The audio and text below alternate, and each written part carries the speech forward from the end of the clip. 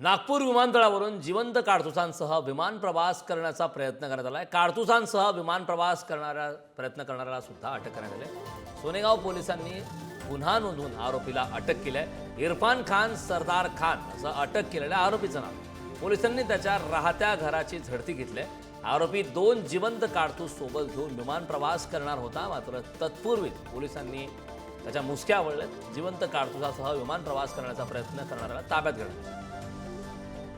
या संदर्भात ताजी अपडेट देण्यासाठी आपले प्रतिनिधी जितेंद्र शिंगाडे आपल्या सोबत होते। जितेंद्र, जिवंत काडतुसांसह विमान प्रवास करण्याचा प्रयत्न करणाऱ्या एका व्यक्तीला ताब्यात घेण्यात आले। काय सविस्तर माहिती आहे? या व्यक्तीचं नेमकं बॅकग्राऊंड वगैरे काय कळालं आहे?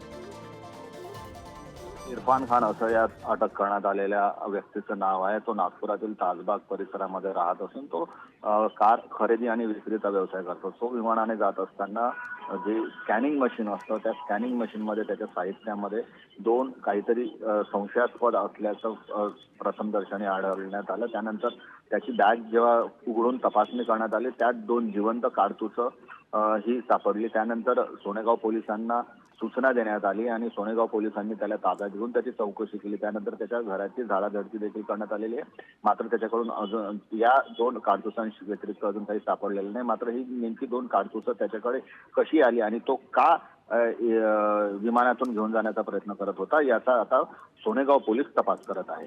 करण, अगदी जितेंद्र, तपासांती नेमका हाती काय लागतं हे पाहणं महत्त्वाचं आहे। खूप खूप धन्यवाद या महत्त्वपूर्ण अशा माहितीसाठी।